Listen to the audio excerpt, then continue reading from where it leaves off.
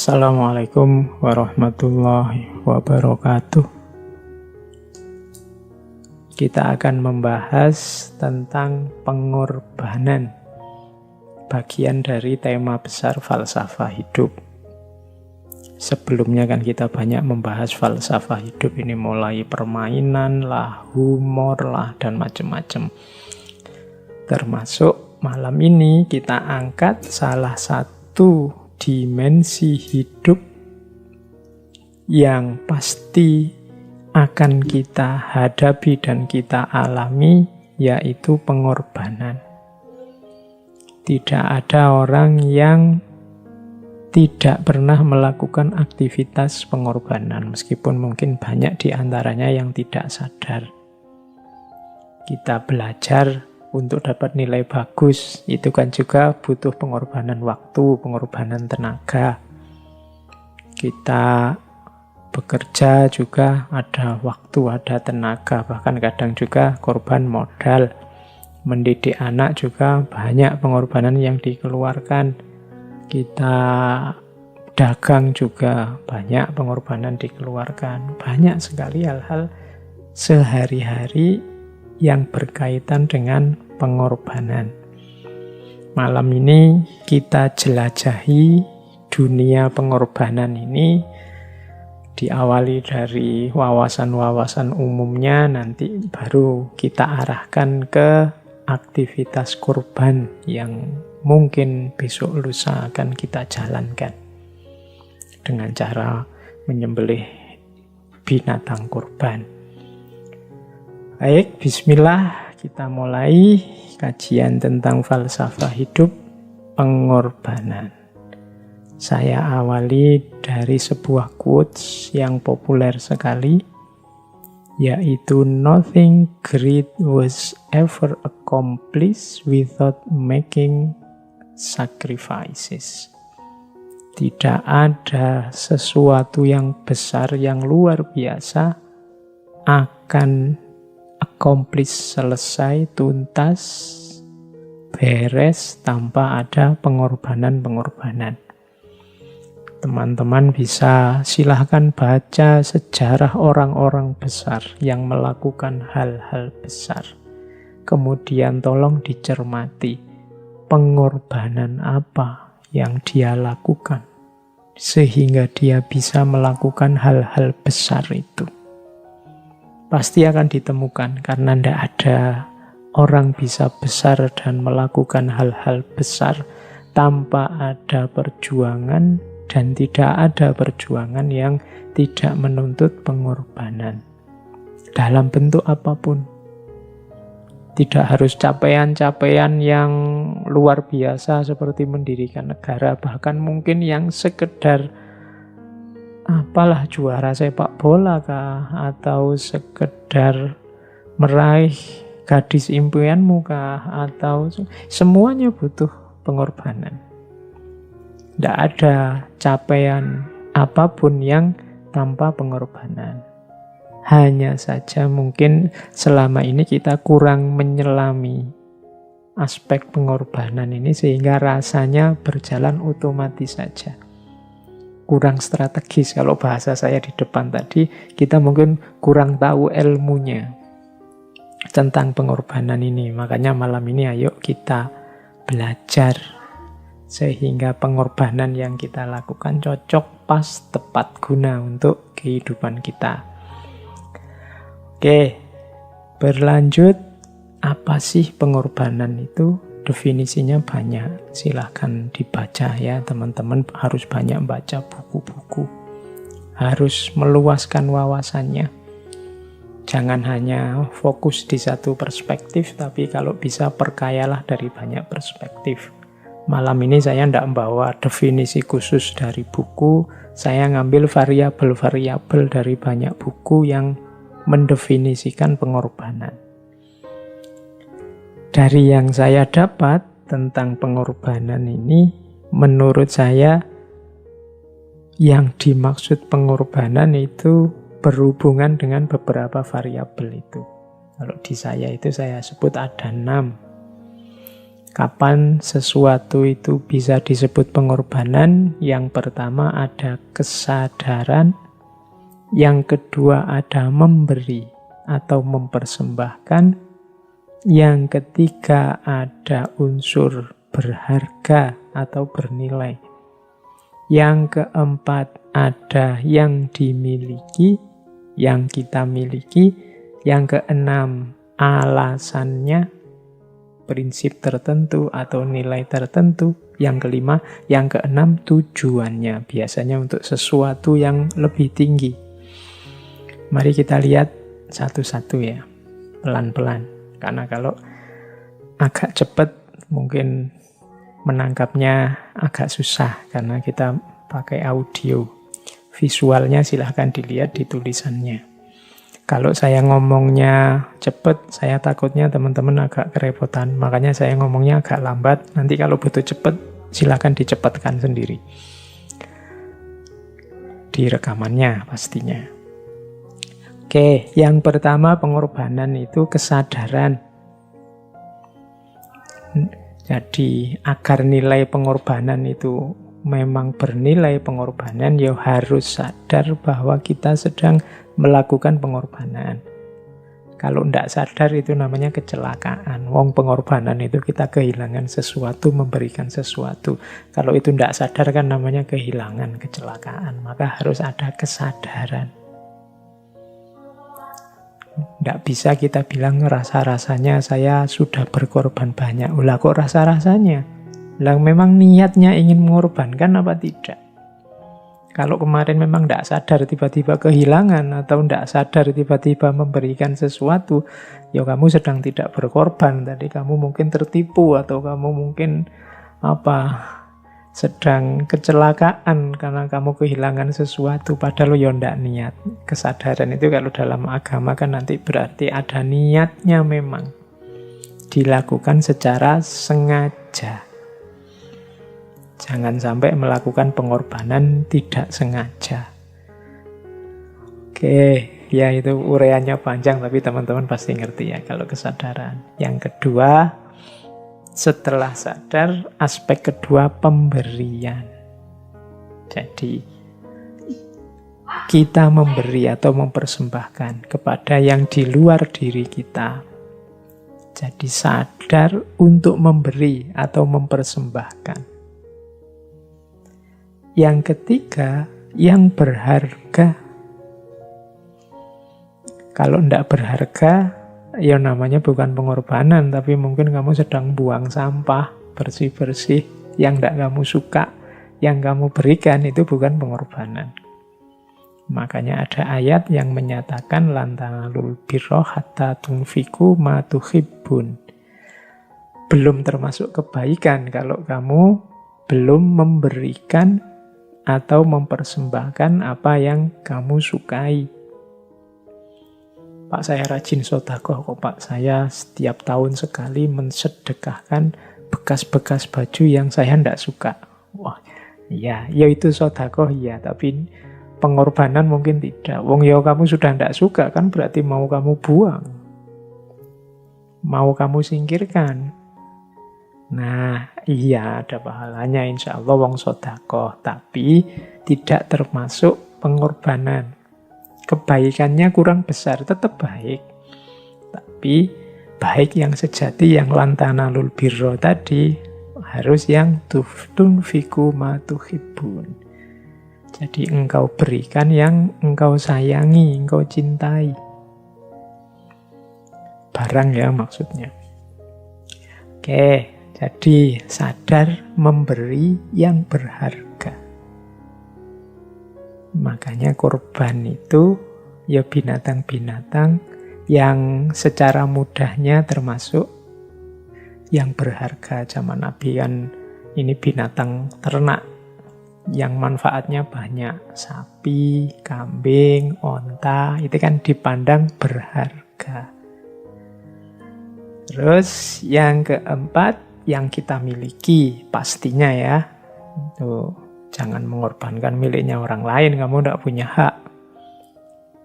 Itu namanya ngambil miliknya orang lain. Yang milikmu sendiri yang berharga berikanlah. Jangan hanya nyuruh orang memberikan yang berharga, ya kamu sendiri harus memberikan. Itu namanya pengorbanan.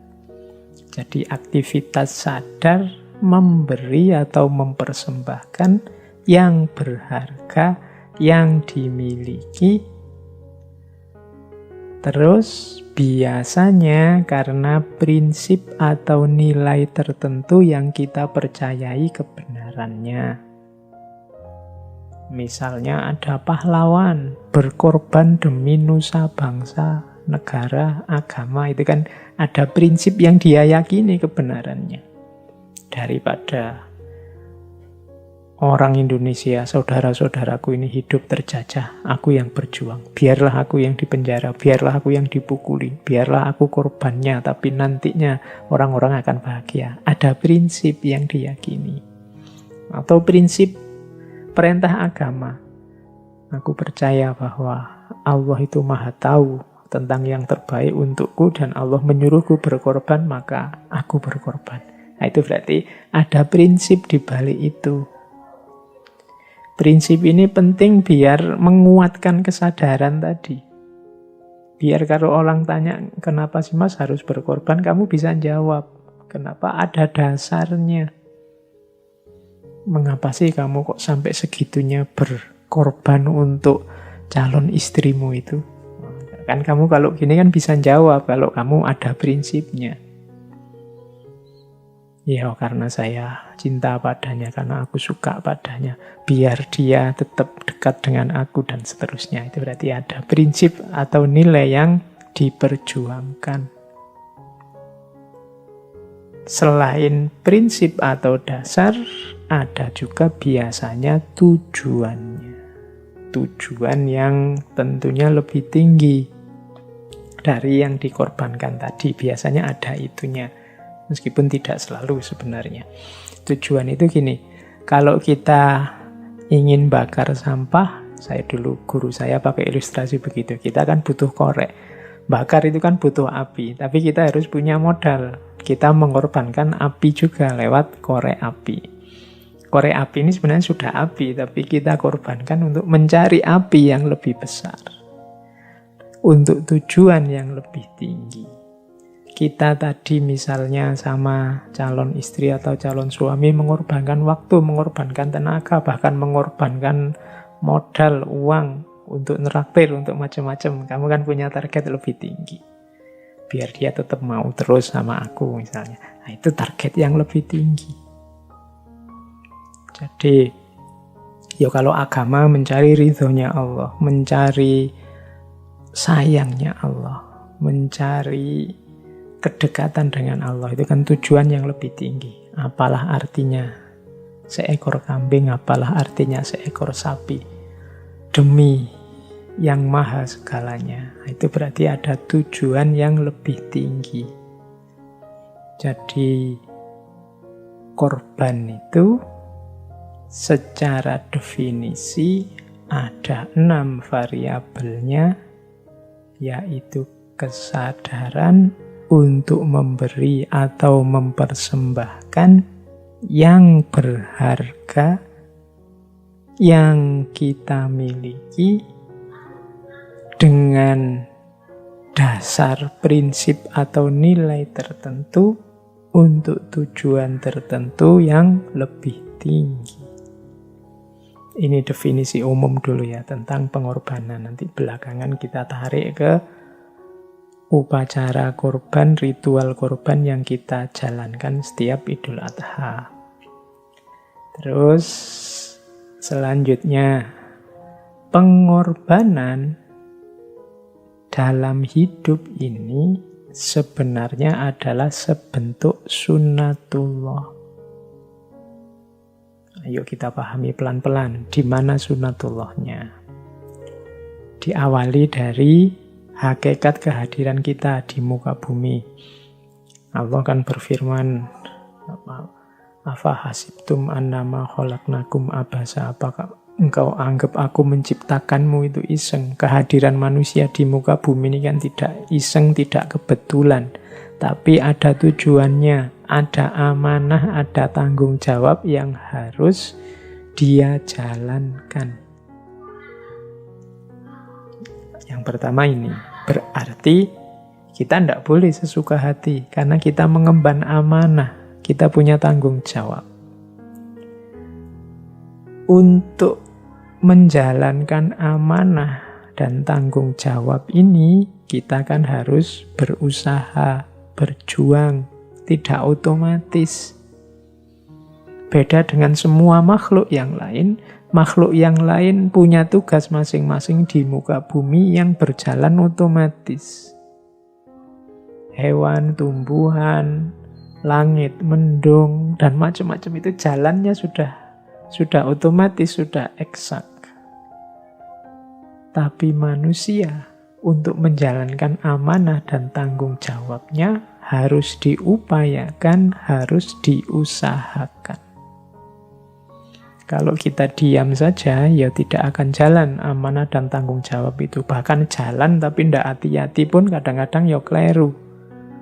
Tidak jadi mengemban amanah, tidak jadi menjalankan tanggung jawab. Maka harus diperjuangkan, dipelajari. Kita belajar ini kan dalam rangka itu. Kita ngaji, kita cari ilmu itu kan dalam rangka itu. Jadi kita hidup di dunia ini tidak iseng, tidak asal, ada amanah dan tanggung jawab yang itu harus diusahakan untuk menjalankannya. Nah, selanjutnya untuk suksesnya amanah tadi, untuk suksesnya usaha dan perjuangan tadi, mau tidak mau kita butuh pengorbanan. Kalau nuruti nafsu keinginan kita, mungkin ya kita nyari enaknya saja, melupakan amanah dan tanggung jawab. Tapi begitu kita ingin serius, kita harus berjuang. Begitu kita berjuang, pasti ada yang dikorbankan. Ya paling tidak mengorbankan keinginan kita untuk sesuka hati. Mengorbankan tenaga, waktu, biaya, dan lain sebagainya. Nah, yang semacam ini sifatnya fitri. Kalau bahasa Inggrisnya necessary, niscaya, pasti begitu.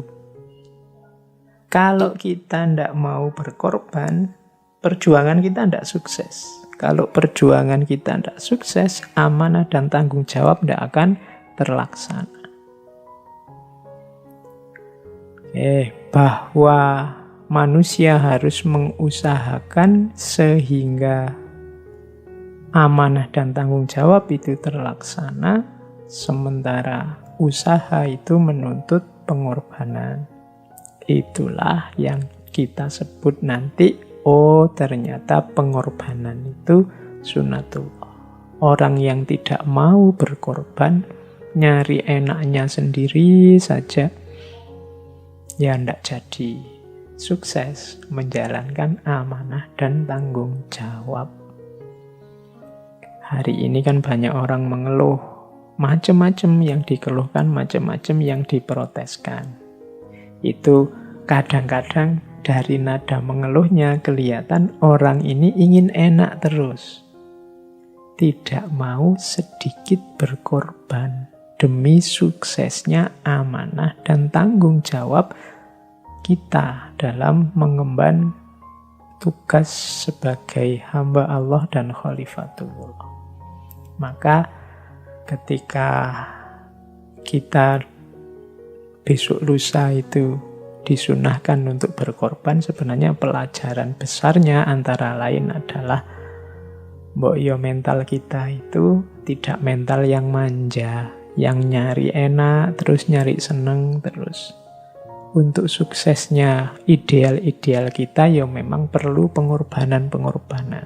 Itu antara lain rahasia kenapa korban ini disunahkan kalau dalam Islam. Nanti kita lihat masih sangat banyak rahasia-rahasia yang lain, hikmah-hikmah yang lain.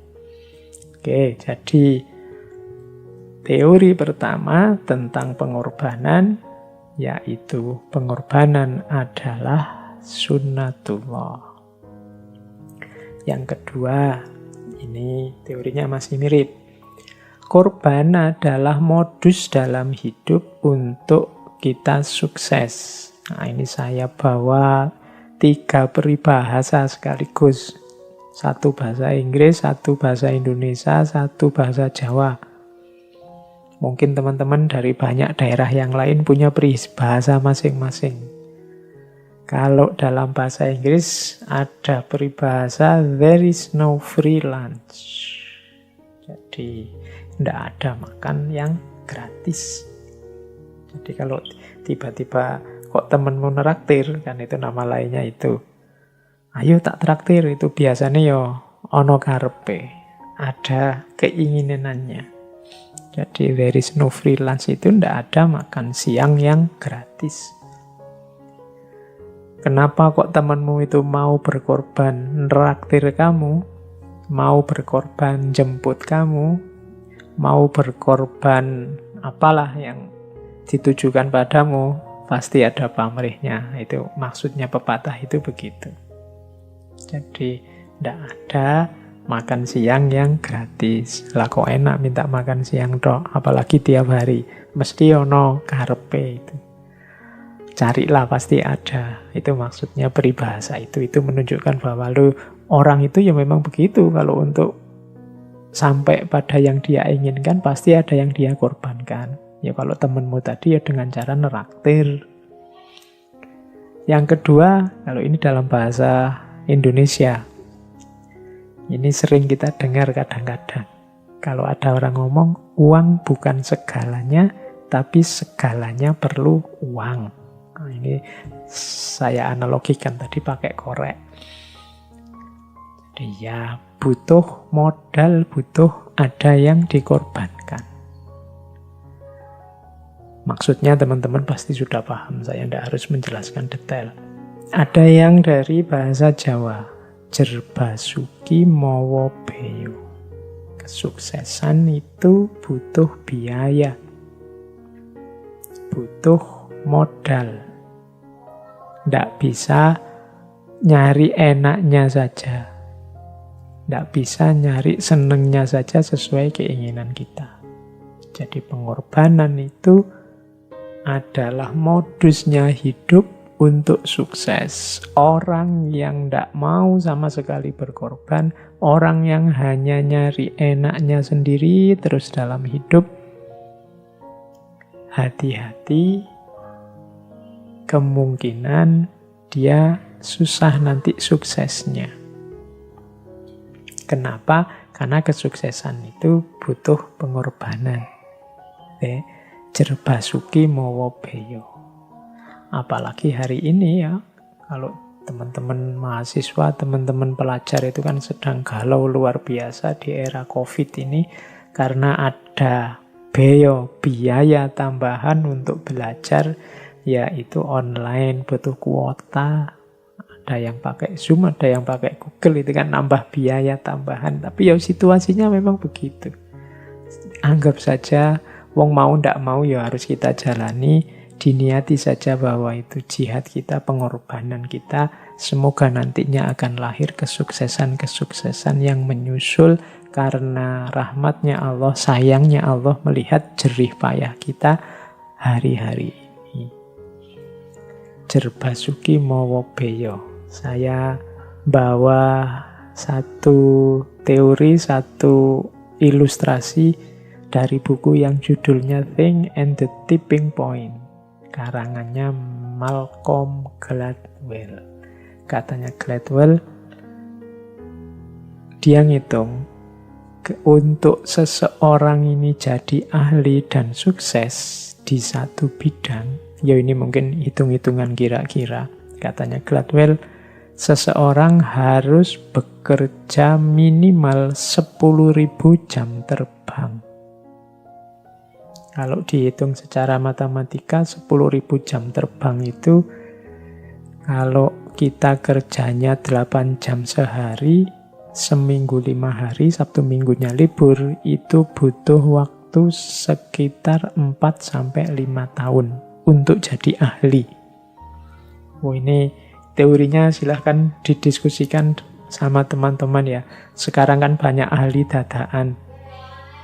Ada yang baru membaca satu buku, satu kitab, terus merasa ahli. Nah, ahli itu katanya Gladwell tadi dia harus punya 10.000 jam terbang. Berarti 4-5 tahun dia kerja keras mendalami disiplin yang dia inginkan. Itu minimal. Kalau agama ya berarti kamu mondok dulu deh minimal 5 tahun. Itu kalau pakai teorinya Gladwell. Baru lumayan wawasannya. Baru pantes lah kalau disebut ahli. Oke, ya itu cuma ilustrasi. Ya monggo teman-teman di analisis sendiri apa ya. Atau mungkin bagi yang kapasitasnya besar, cerdas luar biasa, ya mungkin tidak butuh 4-5 tahun lah, sebentar bisa ahli. Ya tapi kapasitas yang besar ini. Kapasitas ini kan setiap orang beda-beda. Mungkin ada yang lebih lambat. Karena mungkin disiplinnya susah atau kapasitasnya tidak terlalu besar. Tapi yang jelas tetap butuh kerja keras dan pengorbanan. Inilah modusnya sukses dalam hidup. Baik, kurang lebihnya mohon maaf. Wallahul muwafiq, wallahu a'lam bissawab. Wassalamualaikum warahmatullahi wabarakatuh.